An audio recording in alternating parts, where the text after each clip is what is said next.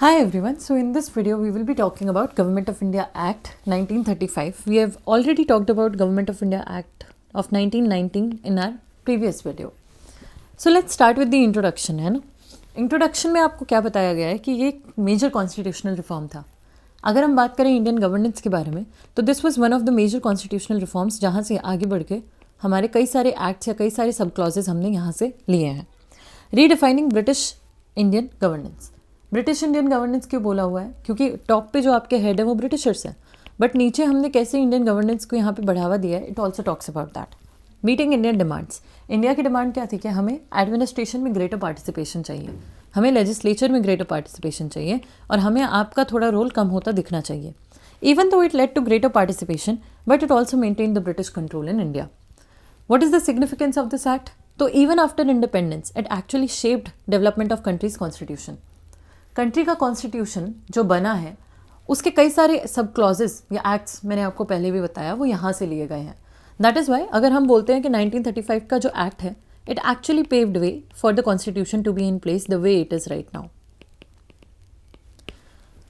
It led to federal structure, provincial autonomy, bicameral legislature, governor's office, division of power, emergency provision, administrative setup, judicial system and constitutional principality और constitutional framework. अब अगर हम बात करें features of the act के तो मोटे मोटे जो आपके फीचर्स आते हैं that is federal structure, division of power, provincial autonomy, central legislature, communal representation, reserve subjects and special powers and lack of full dominion status. Federal structure इसका मतलब क्या है? फेडरल स्ट्रक्चर आपको पता है कि नॉर्मली मीन्स कि हमारे पास एक सेंट्रल गवर्नमेंट होगी, उसके नीचे हर प्रोविंस के अंदर एक एक गवर्नमेंट होगी, उससे नीचे भी अब हम PRI की बात करते हैं, पंचायती राज इंस्टीट्यूशन. इस टाइम पे फेडरल स्ट्रक्चर का मतलब था कि आपके पास प्रोविंसेस हैं और आपके पास प्रिंसली स्टेट्स हैं. ये जो प्रोविंसेस हैं इसके अंदर इलेक्टेड लेजिस्लेचर है और एक एग्जीक्यूटिव काउंसिल है. ये जो प्रिंसली स्टेट्स हैं इनके पास ऑप्शन था कि जब एक फेडरेशन बनेगी इंडिया की तो आप इसका पार्ट भी बन सकते हो, आप इसका पार्ट नहीं भी बन सकते हो. आपके पास ऑप्शन 1935 के अंदर ही प्रेजेंट कर दिया गया था. Now if you talk about division of power तो यहाँ पर हमने लेजिस्लेटिव काउंसिल को या लेजिस्लेटिव पावर्स को माय बैड सेंट्रल गवर्नमेंट और प्रोविंशियल गवर्नमेंट के बीच में डिवाइड कर दिया. सेंट्रल गवर्नमेंट ने अपना कंट्रोल जो भी इनके पास था उसको रिटेन करके रखा, यानी उस पर एक मजबूत पकड़ बनाए रखी, और डिफेंस, फॉरेन अफेयर्स, कम्युनिकेशन अभी भी सेंट्रल गवर्नमेंट के हाथ में. But if you talk about provincial government तो यहाँ पर काफ़ी ऑटोनॉमी हमने इनको पॉलिसी एरियाज़ में दे दी, जैसे कि हेल्थ, एजुकेशन और local governance. Now if I talk about provincial autonomy in deep depth then it would mean कि हमारे पास इलेक्ट करने की पावर आ गई है और इसीलिए अब हम रिस्पॉन्सिबल गवर्नमेंट को इंश्योर कर सकते हैं. मैंने तुमको इलेक्ट किया है, अब ये तुम्हारा काम है कि तुम आगे जाके लेजिस्लेचर में वो सारे चेंजेस लेके आओ जो मुझे अपनी कंट्री से एक्सपेक्टेड है, and that is why it is a responsible government. There was a principle of diarchy, right? You remember in 1919 we also talked about diarchy, two individual rule या two party rule, and this was abolished in 1935. The governor was head with limited power, and this is very important क्योंकि governor के पास खूब सारी powers थी 1919 में, लेकिन अब हमने उनकी पावर्स को क्या कर दिया है? लिमिट कर दिया है.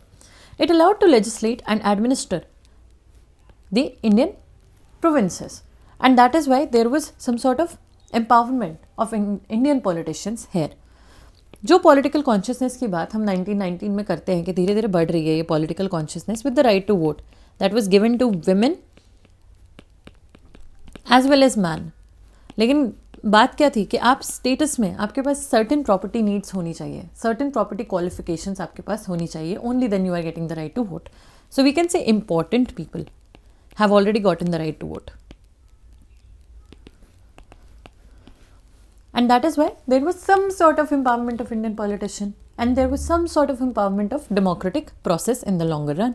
सेंट्रल लेजिस्लेचर की अगर हम बात करें तो यहाँ पर बाईकैमरल लेजिस्लेचर अभी भी एग्जिस्ट करता था और सेंट्रल लेवल पर एग्जिस्ट करता था. प्रोविंशियल लेवल पर एग्जिस्ट नहीं कर रहा है.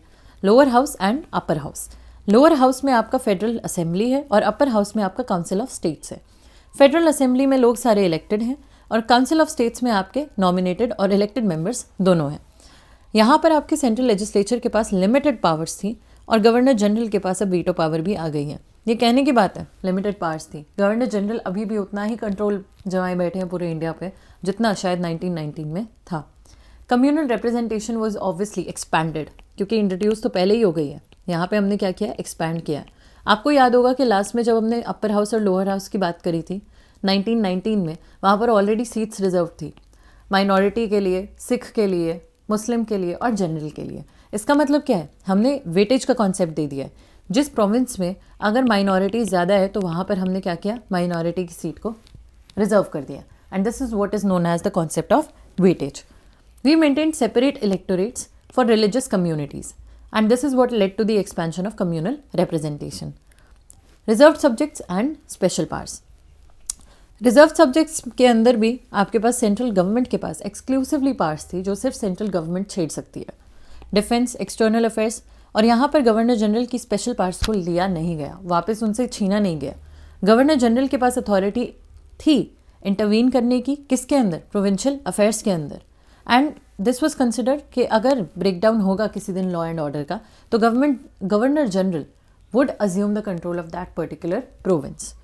द रेजिटरी पावर्स यानी बची कुची जो पावर्स हैं वो आपके पास गवर्नर जनरल के पास चली गई हैं। रेजिटरी पावर्स का मतलब क्या है, ना इधर लिखा ना उधर लिखा, ये सब्जेक्ट्स कहाँ जाएंगे, तो ये सब्जेक्ट्स गवर्नर जनरल के पास जाएंगे। Lack of full dominion status. हमने किस चीज़ की मांग करी थी, हमने कहा था आप निकलो, हमें अपनी कंट्री को खुद चलाना है। हमने स्वराज की मांग करी थी, लेकिन हमें मिला क्या है, half, not even half, a certain sort of dominion status. लेकिन हमें फुल डोमिनियन स्टेटस अभी भी नहीं मिला है कि हमें आपसे छुटकारा मिल गया। Expanded Indian participation in governance, लेकिन हमें क्या दिया है इन्होंने, एक सिल्वर लाइनिंग दे दी है कि देखो हमने आपके पार्टिसिपेशन को इंडियन गवर्नेंस में बढ़ा दिया है, हम आपको सेल्फ गवर्नेंस के लिए लिमिटेड स्पेस दे रहे हैं, हमने आपको एक फ्रेमवर्क भी दिया है पॉलिटिकल डेवलपमेंट के लिए, और साथ ही साथ हमने कहा है कि पॉलिटिकल पार्टी आपकी चल रही है तो चलाइए और प्रोविंशियल गवर्नमेंट में लाइए। तो यहाँ पर एक certain sort of democratic process को हेड स्टार्ट तो मिला है, लेकिन कंप्लीटली डेमोक्रेसी यहाँ पर एस्टैब्लिश नहीं हुई है। If we talk about the criticism of government of India, what was there that could have happened even better? There are safeguards and special responsibilities given to the Governor General, and this is what created the obstacle for the act. हमने कहा constitutional framework है, लेकिन इस constitutional framework के अंदर भी हमें वो सारी चीज़ें नहीं मिली जो हमने डिमांड करी थी। एक्सपेंशन ऑफ कम्युनल इलेक्टोरेट्स हमने अभी बात करी, जिससे क्या हुआ, आपके सेपरेटिस्ट सेंटिमेंट्स बढ़े कि भाई यहाँ का राजा मैं हूँ, यहाँ का पॉलिटिकल पार्टी का फेस मैं हूँ, and that is what led to the culmination of India's India's partition into India and Pakistan. There was a rigid constitution. This particular act could not be amended if the Indians wanted it. It could only be amended in the British Parliament. Negated the possibility of democratic control, क्योंकि आपने governor general को हमारे sir पे बिठा दिया कि आप काम करिए। फेडरल पार्ट जो था, हमने कहा था कि फेडरेशन बनेगी, राइट, कि प्रिंसली स्टेट्स को आना है, आए, प्रोविंसेस तो हैं ही हैं। ये जो फेडरेशन वाला पार्ट था ये सिर्फ तब होने वाला था जब half of the states would have agreed for it. Half of the states did agree for it, लेकिन हमारे पास बीच में क्या आ गया, 1939 में आपका वर्ल्ड वॉर 2 की स्टार्टिंग हो जाती है। जब वर्ल्ड वॉर 2 की स्टार्टिंग हो जाती है, द ब्रिटिशर्स से hold on, we have something to take care of, and that is why this whole federation part was put on a hold, and this federation part was postponed till the end of the World War II. So this is all about Government of India Act 1935 and this is all that you need to know. अगर छोटे मोटे points कोई छूटे भी होंगे तो आपको पता है कि ये एक्ट बहुत बड़ा है, हर जगह आपको कुछ ना कुछ एडिशन करने के लिए मिल जाएगा। You can add to these notes in that case.